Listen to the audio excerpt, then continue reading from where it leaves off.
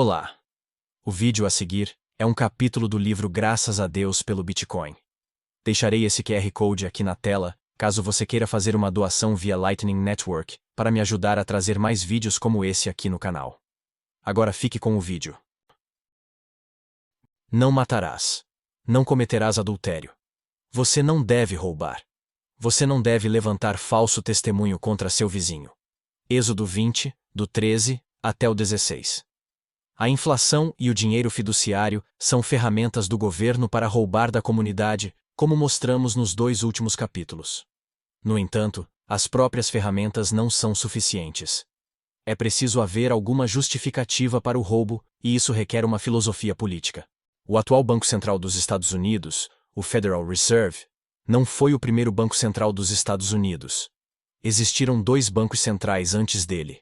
O primeiro Banco dos Estados Unidos, estabelecido em 1791 após a Guerra Revolucionária, e o segundo Banco dos Estados Unidos, estabelecido em 1816 após a Guerra de 1812. Esses bancos centrais não tinham o escopo e o poder que o Fed tem hoje. Por exemplo, o First Bank of the United States tinha apenas uma licença de 20 anos e não podia comprar títulos do governo.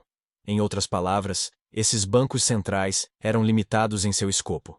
A razão pela qual eles não foram tão longe quanto o Fed é a filosofia política. Os Estados Unidos foram fundados no princípio de que temos direitos inalienáveis enraizados na lei natural, concedidos a nós por nosso Criador. Como afirma a Declaração de Independência, consideramos essas verdades autoevidentes, que todos os homens são criados iguais, que são dotados por seu Criador de certos direitos inalienáveis, que entre eles estão a vida, a liberdade e a busca da felicidade. Embora a filosofia política dos pais fundadores não os impedisse de estabelecer um banco central, limitava sua capacidade de infringir as liberdades econômicas do povo. A visão deles era que o governo era um servo do povo. Um governo que não protegesse os direitos individuais de seu povo levaria o povo a se tornar servo do governo. Essa visão do governo acabou com o segundo Banco Central dos Estados Unidos em 1836, um crédito para os políticos que reconheceram seu mal.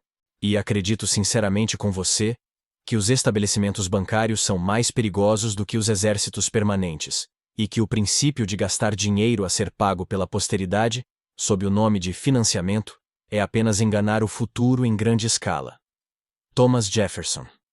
Geralmente os sistemas monetários que permitem o roubo da comunidade são encontrados entre os governos que desejam o poder.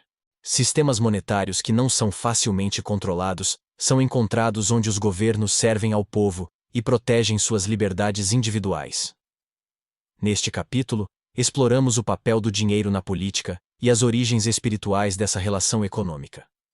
Você é livre para comer de qualquer árvore do jardim, mas você não deve comer da árvore do conhecimento do bem e do mal, porque quando você comer dela, certamente morrerá. Gênesis 2, 16. Desde que existe humanidade, existe governo. Desde o início, Adão e Eva podem ser considerados o primeiro governo que já existiu, dotado da responsabilidade de governar a criação e governar a terra. Como as autoridades de mais alto escalão no Jardim do Éden, Adão e Eva não foram colocados no jardim apenas para desfrutar de seu esplendor. Em vez disso, eles foram encarregados de cultivar sua casa de jardim. A palavra trabalho carrega a ideia de cultivo, revelando o desejo de Deus de que asseguremos que a terra seja produtiva e que continuemos a servir como mordomos da criação. Adão e Eva receberam uma missão de importância eterna. Eles tinham abundância, mas sucumbiram à tentação de querer mais. Eles se concentraram na única coisa que Deus havia negado a eles. Adão e Eva tomaram as coisas em suas próprias mãos e tentaram brincar de Deus. Tragicamente, os governos continuaram a comer dessa árvore esquecida por Deus desde então. Aqueles dotados da imensa responsabilidade de governar as sociedades humanas frequentemente buscam o mesmo fruto podre. Em seu desejo de poder e imortalidade, os governantes provocaram suas próprias quedas ao tentar redefinir o bem e o mal. Previsivelmente, seus decretos enriqueceram a si mesmos e a seus círculos íntimos, ao mesmo tempo em que privaram a comunidade em geral. Os governos têm a obrigação moral de proteger seus cidadãos em vez de perseguir suas próprias agendas. Essas agendas podem envolver boas intenções, como proporcionar segurança e conforto a todos, mas, como veremos, tais agendas resultam em líderes bancando o Deus às custas dos direitos dos indivíduos. O resultado é assustador, evidenciado pelo fato de que os governos dos últimos 100 anos foram os mais mortíferos e destrutivos da história. Não cometerás injustiça no julgamento. Não farás favor ao pobre, nem cederás ao grande, mas julgarás o teu próximo com justiça. Levítico 19, 15. Esta passagem de Levítico revela o padrão de equidade e justiça de Deus. A justiça pretende ser cega e justa. Não podemos tratar as pessoas preferencialmente por causa do que elas podem fazer por nós mais tarde. Nem podemos dar desculpas para o comportamento prejudicial das pessoas. No entanto, governos em todo o mundo exercem tratamento preferencial por meio de legislação que favorece um grupo em detrimento de outros, semeando amargura, apatia e divisão. A passagem acima não foi dirigida a Moisés ou aos líderes de Israel, mas a toda a nação de Israel. Embora os líderes sejam mais responsabilizados, todas as pessoas assumem a responsabilidade de defender a justiça. Nas palavras de John Stuart Mill, os homens maus não precisam de nada mais para alcançar seus objetivos do que os homens bons devem olhar e não fazer nada. A justiça exige que julguemos os indivíduos com base no que fizeram, independentemente de quanto dinheiro ou poder tenham. Um sistema monetário justo enriquece aqueles que servem à comunidade. Um sistema monetário corrupto enriquece um grupo às custas de outro, em vez de proporcionar um ambiente de comércio justo e consistente para todos. O poder absoluto corrompe absolutamente. Lord Acton. O dinheiro é o poder absoluto no mercado. Ele pode ser usado para comandar qualquer forma de capital. A moeda fiduciária permite que os governos existam e cresçam sem restrições. Ele permite o roubo ilimitado, através do controle do dinheiro. É por isso que a capacidade de apropriar-se do trabalho e das economias da comunidade é um poder que ninguém deveria ter. No entanto, como está disponível para ser conquistado? Muito tempo, esforço e dinheiro são gastos na busca desse poder. Sem a capacidade de manipular o suprimento de dinheiro, os políticos seriam forçados a tributar explicitamente ou tomar empréstimos. A inflação e o dinheiro fiduciário, conforme discutido nos 2 capítulos anteriores, dão às autoridades a licença para roubar da comunidade. Colocar esse poder malévolo de roubo invisível nas mãos do governo é o problema. Não podemos tirar o dinheiro da política, mas podemos tirar a política do dinheiro. Quando o controle do dinheiro não é mais um prêmio, a própria política se torna menos uma ânsia de poder e mais uma questão de servir à comunidade. Teremos mais a dizer sobre como podemos tirar a política do dinheiro nos capítulos 8 e 9. O controle do governo sobre a oferta monetária tem muitas consequências, algumas das quais abordaremos aqui. Primeiro, os governos não são limitados por suas receitas fiscais. Os governos podem gastar mais do que ganham, e sem surpresa, a maioria contraiu muitas dívidas. Da mesma forma, os governos não se importam muito com o custo das coisas. Consequentemente, quase todas as indústrias tentam vender para o governo de uma só vez. Normalmente, isso é feito por meio de algum novo programa do governo que favorece uma determinada indústria. Por exemplo, nos Estados Unidos, as empresas farmacêuticas se beneficiaram do Medicare Part D, e as universidades se beneficiaram de programas de empréstimos estudantis. Em segundo lugar, os governos agem para preservar empresas e setores politicamente conectados, mesmo que essas empresas estejam desatualizadas e não sejam competitivas. Geralmente, isso assume a forma de resgates ou a nacionalização de certas indústrias, principalmente bancos e seguradoras. O dinheiro recém-impresso é usado para sustentar empresas que normalmente iriam à falência. Em outras palavras, há um forte viés de preservação do status quo, protegendo os que estão no poder. Terceiro, taxas de juros mais altas incentivam as pessoas a poupar, enquanto taxas de juros mais baixas incentivam as pessoas a gastar. Como os governos tendem a ser devedores, os bancos centrais são incentivados a manter as taxas de juros baixas. Como a poupança é roubada pela inflação, há menos poupança na economia em geral. Menos poupança significa que as pessoas são muito mais vulneráveis a choques econômicos, causando ainda mais dependência da generosidade do governo. Além disso, menos poupança significa mais gastos e consumo, cujas consequências exploraremos mais no próximo capítulo. O monopólio do governo no mercado de dinheiro é um poder absoluto que corrompe absolutamente. O resultado de um sistema monetário fiduciário baseado em dívida é que os governos se tornam intencionalmente injustos ao roubar do povo para beneficiar a si mesmos e a seus amigos.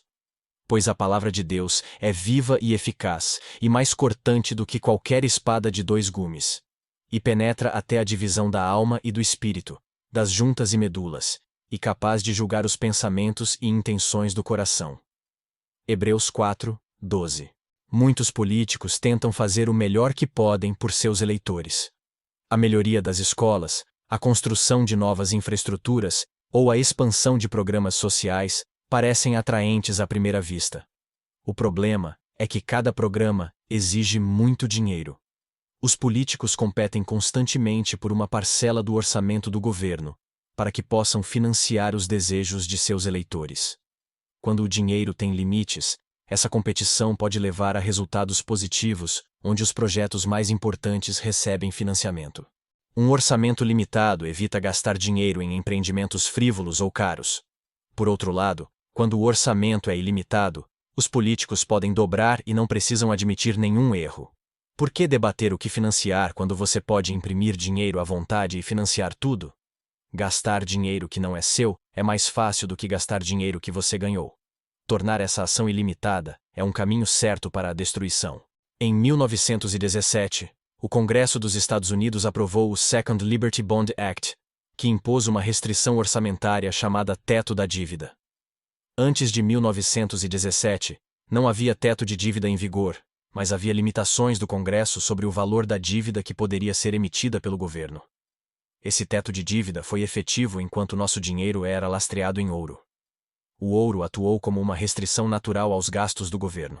Conforme explicado no capítulo 2, o governo dos Estados Unidos encerrou a conversibilidade direta de dólares em ouro em 1917, e o dólar americano tornou-se uma moeda fiduciária. Isso removeu a restrição natural da escassez de ouro sobre as dívidas e criou a atual situação política de usar mais dinheiro para encobrir velhos erros de gastos. Consequentemente, as questões políticas agora são avaliadas em intenções e não em resultados.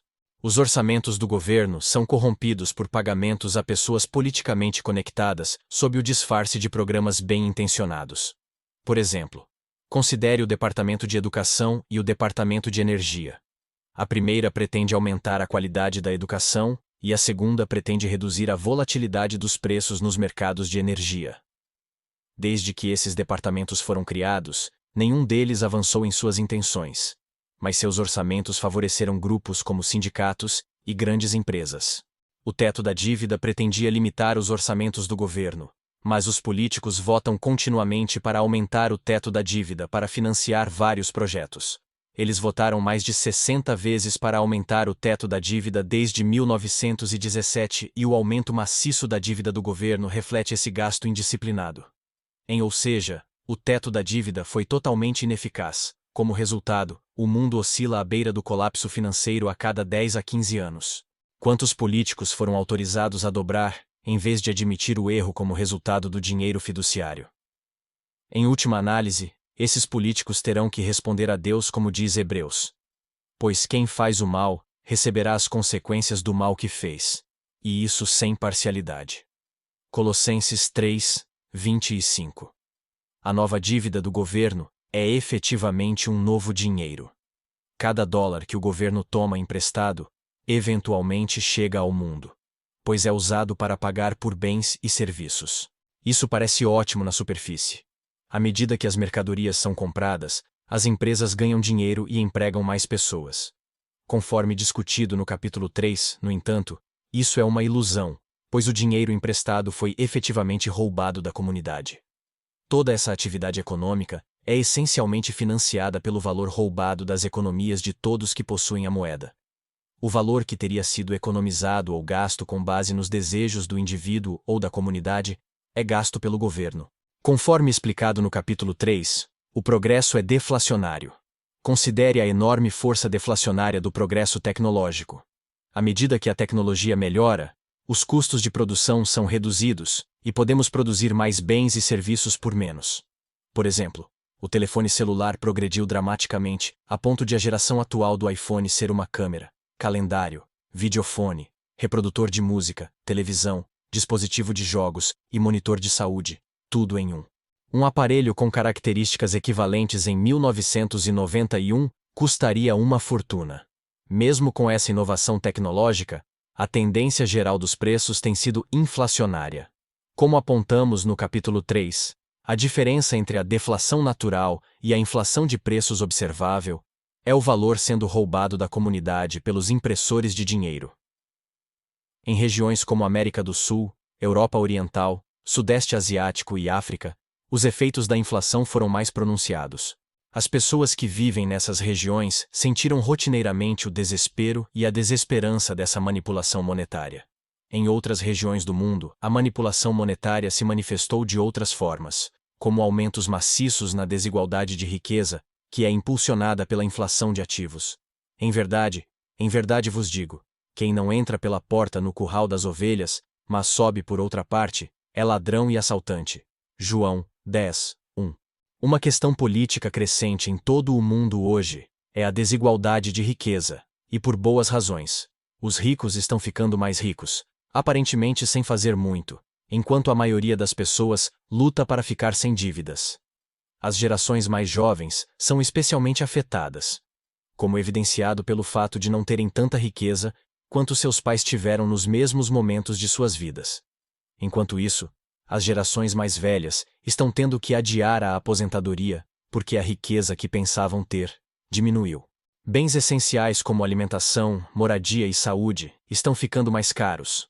Esta não é uma situação sustentável. Muitos reconheceram esse problema e houve inúmeras sugestões sobre como o governo pode resolvê-lo. Saúde universal, perdão de dívidas universitárias e renda básica universal são apenas algumas das propostas políticas. Essas sugestões tentam abordar os efeitos da crescente desigualdade de riqueza, mas falham em abordar as causas subjacentes.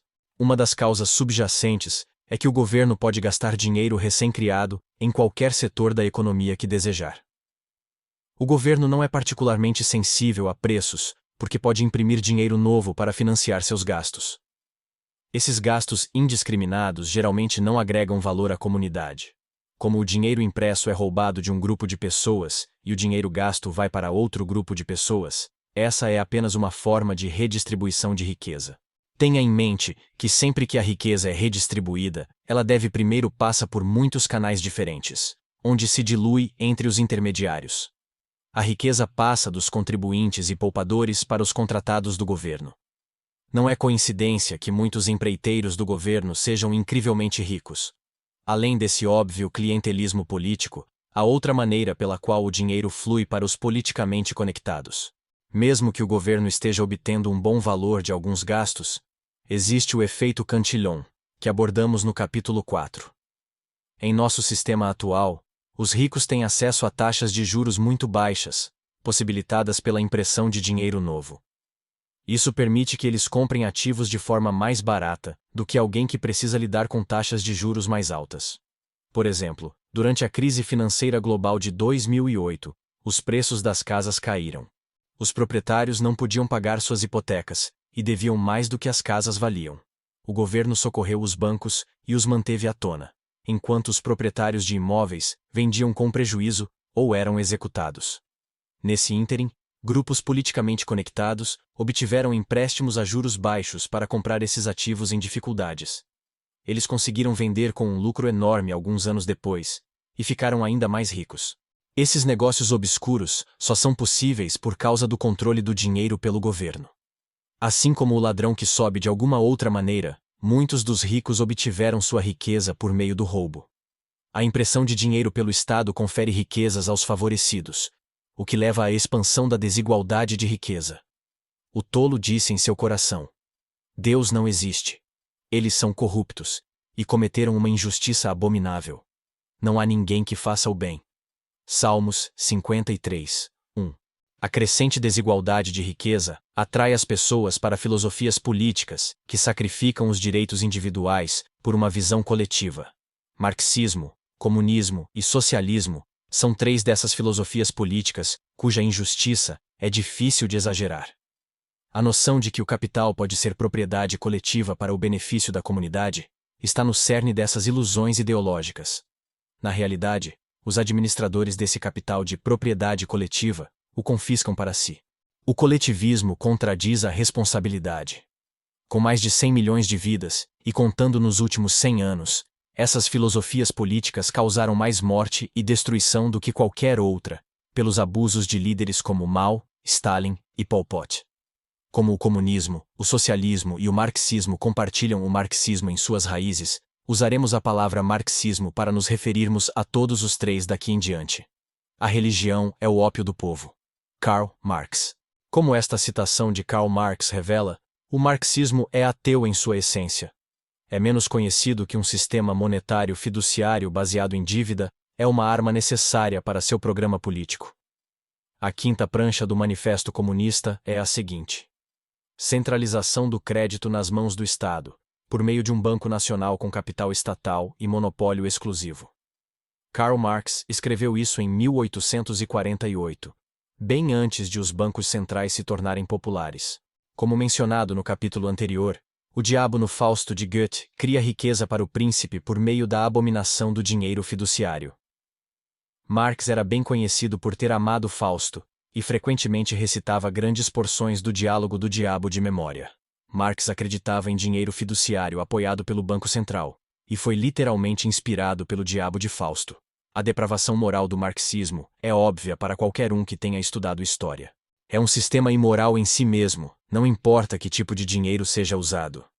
Ao facilitar o roubo da comunidade e minar os direitos de propriedade, a moeda fiduciária é um dos principais facilitadores da política marxista, que visa capturar a propriedade privada em benefício do Estado. Uma vez que os bens e as liberdades da comunidade são capturados, abusos insondáveis de poder ocorrem, resultando no assassinato e fome de milhões, durante um período muito curto da história.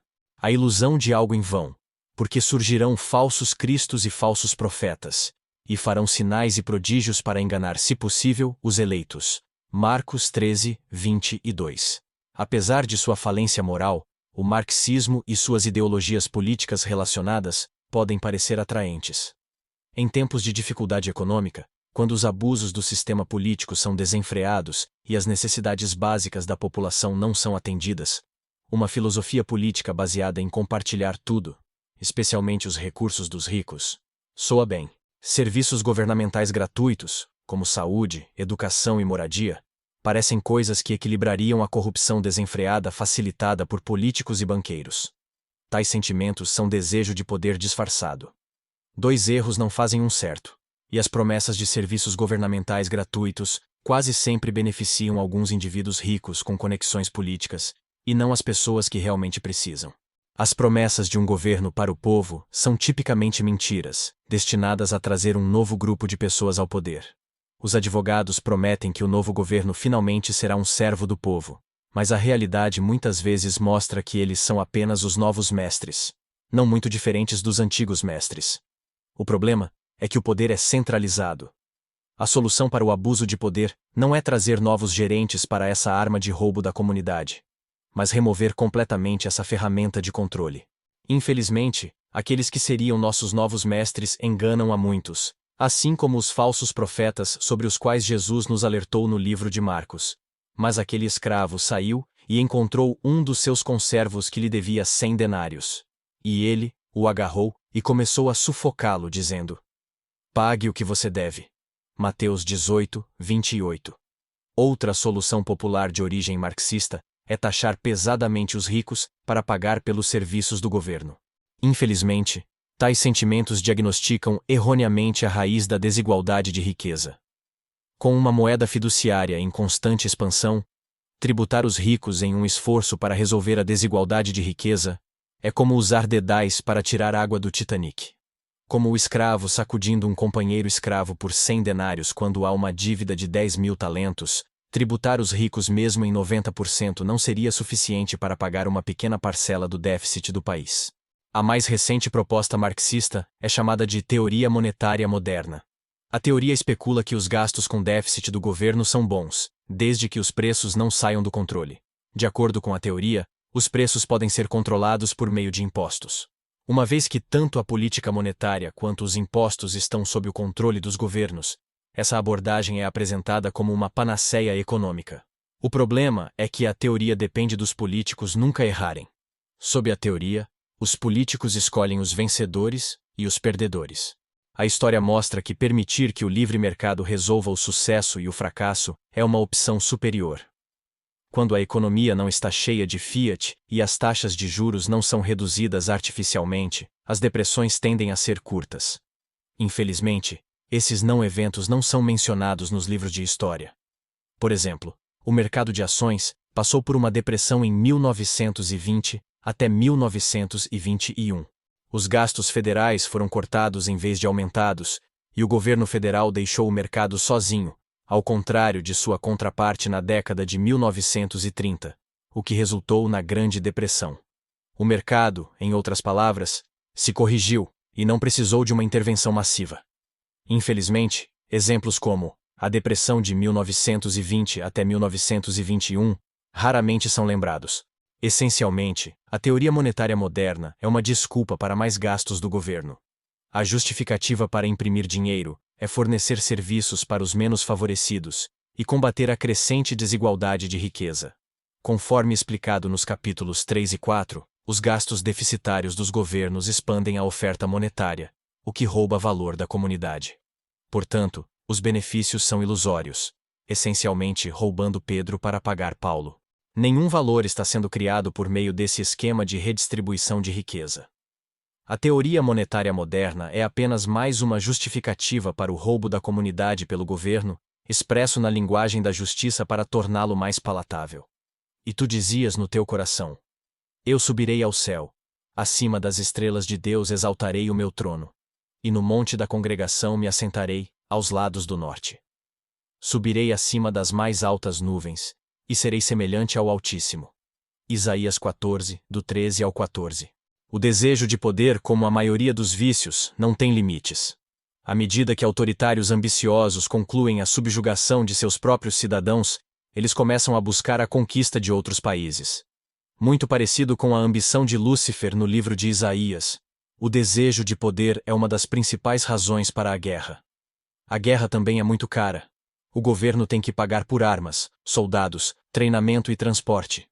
Historicamente, muitas guerras terminavam quando um dos lados ficava sem dinheiro. O lado perdedor, e às vezes também o lado vencedor, terminou com recursos esgotados, muitas dívidas, e ninguém disposto a emprestar-lhes mais dinheiro. Essencialmente, as guerras eram pagas principalmente com uma quantia limitada e um tanto quantificável de dinheiro suado de um país. Antes do século XX, o governo só podia usar os recursos que podia pagar. A moeda fiduciária eliminou essa restrição e introduziu uma infeliz tomada de poder pelo governo. Quando dinheiro novo pode ser criado com pouco esforço, os recursos da comunidade são mais facilmente usurpados para o esforço de guerra. Por exemplo, o dinheiro fiduciário permitiu uma escalada contínua, que resultou em uma extensão não natural da devastação global da Primeira Guerra Mundial. Os participantes da Primeira Guerra Mundial ainda estavam nominalmente sob o padrão ouro, mas contornaram isso suspendendo a conversibilidade. Uma vez que as notas bancárias não eram mais conversíveis em ouro, cada banco central foi autorizado a imprimir notas à vontade, expandindo a oferta de dinheiro. A impressão de dinheiro permitiu que todos os participantes da Primeira Guerra Mundial continuassem a guerra sem limitações financeiras normais. Ao imprimir dinheiro, cada país poderia direcionar os recursos de suas populações para a guerra. Sem a limitação do dinheiro vivo, nada impediu a completa devastação de comunidades inteiras, situação observada nas duas guerras mundiais. O dinheiro fiduciário transformou a guerra limitada em guerra total, e trouxe muito mais mortes e devastação do que no passado.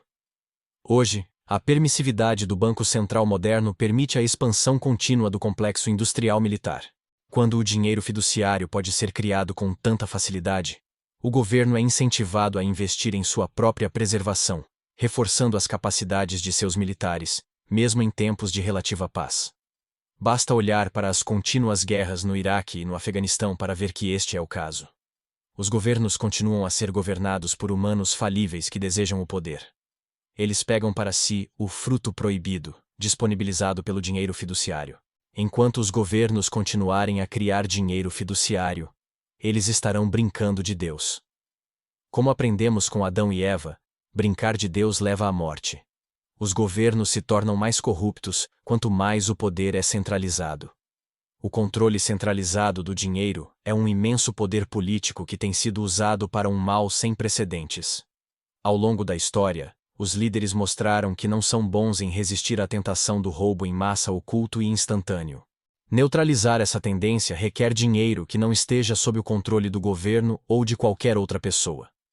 A corrupção do governo não é o único fruto amargo colhido do atual sistema monetário. Sistemas ruins corrompem nosso caráter. Eles influenciam como agimos, permeiam nossos relacionamentos e afetam nossas escolhas de vida. Essas implicações morais são o que abordaremos no próximo capítulo. Bom, e esse foi o vídeo de hoje. Caso você queira ajudar o canal, mande uma doação através desse QR Code, via Lightning Network, para me ajudar a trazer mais vídeos como esse. Até o próximo vídeo.